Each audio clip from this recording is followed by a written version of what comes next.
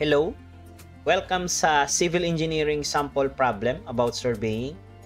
So tara at basahin na natin ang ating sample problem for today. A horizontal laid circular pipe culvert having an elevation of its top to be 26 meter crosses at right angles under a proposed 120 meter highway parabolic curve. The point of intersection of the grade lines is at station 5 plus 216 and its elevation is 27 meters. While the culvert is located at station 5 plus 228, the backward tangent has a grade of 3% and the grade of the forward tangent is negative 1.6%. Question A, compute the stationing of the highest point of curve. Question B, compute the elevation of the highest point of curve. And C is, under this condition, what will be the depth of cover over the pipe? So, as you can see, ito yung ating figure. So, kung ilalayout natin yan, meron tayong 120 meter highway, as you can see, ayan. Then, yung elevation daw ng ating culvert ay 26 meters. Ito, so 26. And then, meron tayong point of intersection of the grade lines. So, meron tayo. So, nag-intersect yung dalawang grade natin. So, may binigay yan na station, 5 plus 216. And then, yung ating elevation na 27 meters. Ayan. And then, yung culvert daw natin is located at the 5 plus 228. So, kung lalagyan natin to ng station, yan. So, the length from this point to this point is 12 meters. Kasi, 228 minus 216 is 12. So, kaya naging 12 yan. The backward tangent has a grade of 3%. So, ito yung backward tangent niya. So, 3% yan. Ibig sabihin, ascending yan. And then, yung forward tangent niya is negative 1.6 is ascending. Pababa. Or descending, sorry. Okay? Kaya, kung wala namang descending or ascending, meron naman, syempre, sign yan. Kung negative, pababa. Kung positive, pataas. Okay. So, for our first question, so, itong 48 is 60 minus 12 lang yan from the point of intersection. So, para to complete. Then, station point, lagay na rin natin 5 plus 228. So, for our first question, yung ating elevation at highest point. Okay. So, first is, kunin muna natin yung ating length. Okay? Ng ating highest point. So, gaano ba siya kahaba dito from our PC, ano? Okay? So, from this point ba siya or this point? So, let's say, from PC tayo, kunin natin yung ating S1, elevation ng ating highest point using our formula, G1L over yung ating G1 minus G. Remember, this formula is applicable for symmetrical. Okay? Meron tayong G1, ating pinakaunang grade. So, lagay natin dito yung ating given. G1 is 3%. So, gawin nating decimal, 0.03. G2 is negative 1.6. So, negative 1.6%. Meron tayo negative 0.016. And then, yung ating L is yung total length nila is 120 meters. Ayan. So, substitute lang tayo. G1 natin is 0.03. Multiply by our length is 120 meters. Over yung ating G1 is 3 or 0.03 minus yung ating negative 0.016. So, type lang natin sa ating calculator, 0.03 times 120 over 0.03. Gawin ko ng plus 0.016. Ayan. So, meron tayong 78.261. So, 78, our S1 is equal to 78.261 meters. Okay. So, kung ipa-plot natin yan, so let's say this is our highest point. Yan, this point. Tinang red. So, from this point sa ating PC to this point is yan yung ating 78.261. So, ang tinatanong is the elevation. Okay? Or the elevation ba? Compute the station. Sorry. Station pala tayo. Ayan. Station at the highest point. Correct lang natin. Okay. So, from this point, kaso may binigay ba tayong station sa ating PC? Ayan. Meron ba? Tingnan natin. So, wala. So, di tayo pwedeng start from the PC. So, merong lang binigay is itong 216. Pero alam natin, makukuha natin itong distance na to. Bakit? Kasi from the intersection, so magkakaroon tayo dyan ng 60. So, this point. Ayan, 62 eh. Ayan. Ayan, point na yan is 60. So, gawin natin para makuha natin itong point na to. Meron tayo dyang 78.261 minus yung ating 60. So, meron tayong 18.261. So, ayan. Meron na tayong station from this. Tapos, puta tayo dyan. Okay? So, ayan. Sige, add lang natin. Meron tayong station at the highest point.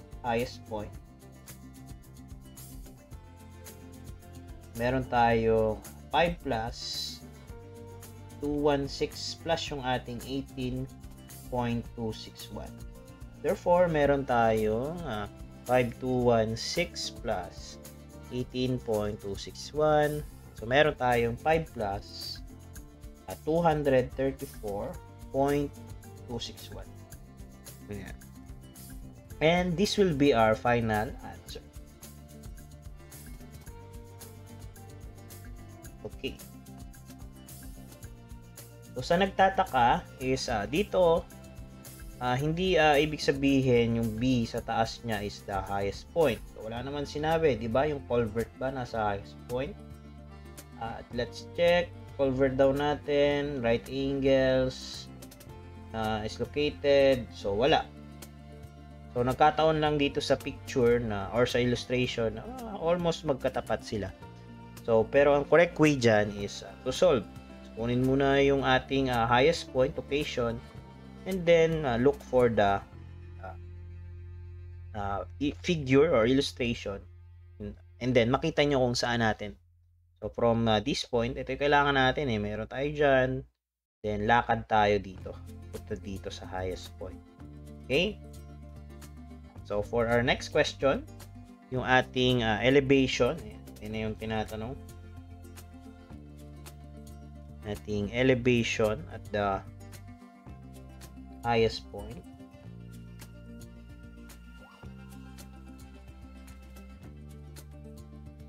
So, kailangan natin is makapunta tayo dito. Okay? So, magiging plan na naman natin is since this is a given, so kailangan natin makuha yung ating ito, yung Y1. So, meron na tayo dito. So, gagawin natin, ang plan natin, bababa tayo dyan. Simple lang yan. Meron tayong length na 18.26. Then, yung meron tayong slope or grade. Ayan. So, makuha na natin to agad. Walang kahirap-hirap. Then, yung Y1 natin is ratio and proportion na lang. Okay? using our formula. So, kunin muna natin yung ating H. Okay, para makapag-ratio and proportion tayo dito ng parabolic. Kasi ito kailangan natin na curve saka itong y1. So, meron tayong H equals yung ating formula, L over 8. Then, yung ating G1 minus G2. So, yung L natin is 120 over 8. And then, ating G1 positive. So, 0.03. So, minus negative 0.016. Natin ng bracket ito. Ayan. So, meron tayong H equals tayong 120 over 8 multiplied by 0.03. Gawin ko ng plus 0.016. Ayan. So, meron tayong 0.69 meters. Ayan. So, ngayon, after that, is mag-ratio and proportion na tayo. Y1, partner niya is yung ating from this point. Okay, yun ang haba niyan. So, to get that 41.71, edi yung 18.26 na nakuha natin kanina, minus lang natin yung 60. Meron tayong 41.74. Kasi ito yung kailangan nating length. Yan. So, ang partner niya is 41.74. So, 41.74 squared dyan. Parabolic. So, meron tayong H naman natin is 0.69 over partner ng ating H, edi si 60. Ayan. So, 60 squared. Therefore, meron tayong Y1 equals meron tayong 0.69 multiplied by 41.74 squared over yung ating 60 squared. Ayan. So, meron tayong 0.334. 0.334. So, ito na. So, from this point, baba tayo dyan, and then, baba tayo dito. Solve natin, elevation at highest point. Meron tayong 5 plus 216. Then, baba tayo, minus natin yung 18.26 times the grade. So, meron tayong 0.016 minus natin yung 0.334. Ito yan ha. Ayan. And then, ito yung minus natin. Una to, sunod yan. So, ito naman, yung grade lang yan. Yung slope. Yung length, multiply by the grade. So, meron tayong station na equals okay.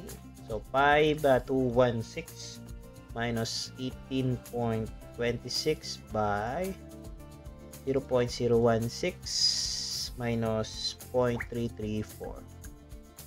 Oops. Ayan. Meron tayong 5. Station pala yung nilagay ko. Sorry. Elevation. Palitan natin. Okay. So, meron tayo 27 dyan. Elevation pala. Ayan. Okay, error tayo Ayan. So, meron tayong elevation na 26.374. 74 meters. And this will be our final answer. Okay, so kalituhan tayo. Kanina pala ay station, ngayon ay elevation. So, yun pa lang, pinalitan ko lang ito. Ito lang yung ginamit ko kasi since elevation tayo. Ayan yung ating final answer. Then for our last question, yan. So, ang tinatanong naman dyan ay ating question 3. Ating depth of over nung ating pipe. Over the pipe. Over the pipe. So, ito yung pipe natin. Parang bilog na yan. Okay, gaano kalalim yung ating cover. Okay? So, from this point, yan, yung na-compute natin na, ba natin yan? 26.368. So, hindi pa. So, ito ay, let's say, disregard muna natin yan. Computein muna natin yung elevation pa ng ating upper or ng ating B. Okay? So, ayan. So, ito ay highest point pa lang. So, ibig sabihin ay nandito pa lang sa ating highest point dito. Okay?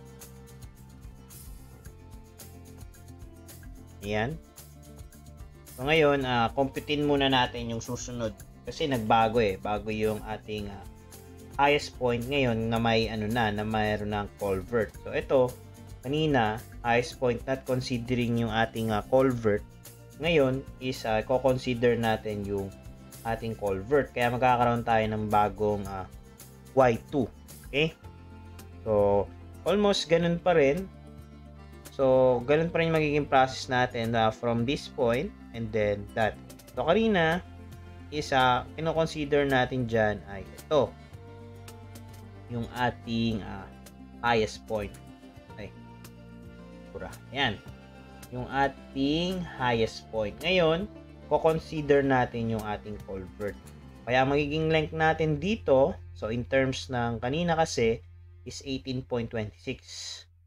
So ngayon, ang magiging length natin is from the culvert yung kailangan ko Meron tayong 12 dyan. Ating 228 minus 216. So, ayan. So, almost the same process din sa kanina.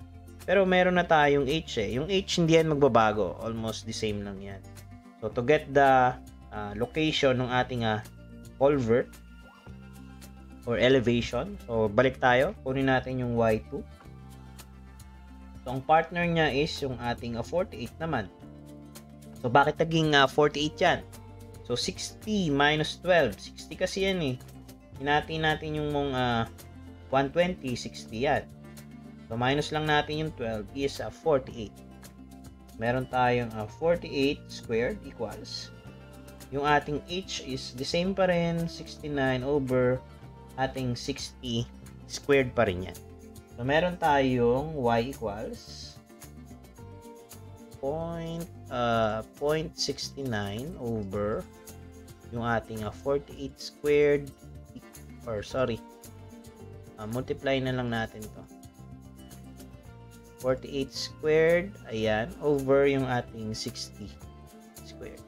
So meron tayong 0.4416 ating y sub 2. So ganun pa rin. So punta tayo dyan, then baba tayo. So yung ating elevation at B. So hindi to highest point baka nalito kayo. So meron tayong 27 meters minus to. Kunin natin to. So 12 yan times yung ating grade. Meron tayong 12 multiplied by 0.016 minus dito naman pababa. Itong Y2.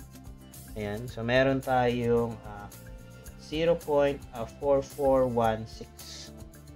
27 minus 12.016 minus 0.4416. So meron tayong 26.3664. Okay, saktuhin na natin, may clear lang naman 26.3664 meters. So yan yung elevation natin dito. So nagkonting error lang, baguhin natin yan. So let's say ito ay baguhin natin ng ating elevation na yan.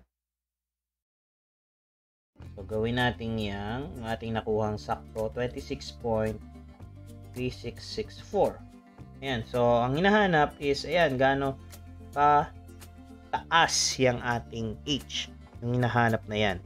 binigay naman yung elevation ng culvert ano, 26. Di direct lang yan. So, dito yun Yan yung elevation na ibinigay.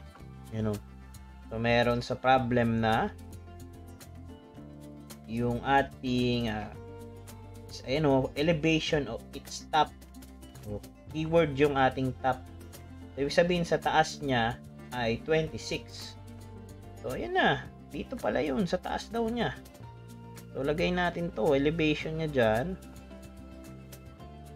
Yan. 26 meters. So, simple. Minus lang yung dalawa. So, elevation or yung depth of the cover. Depth of cover. So, meron tayong 26.3664 minus 26 meters. So, therefore, meron tayo 0.3664 meters. And this will be our final answer. Ayan. So, let's do a recap sa ating mga naging sagot. So, for our first question, yung ating station ng highest point. So, meron tayong 5 plus 234.261. And then, for the elevation naman, nung ating highest point, meron tayong 26.374. And ngayon, gaano naman kalalim yung cover, meron tayong 0.3664. And that would be all. And thank you for watching.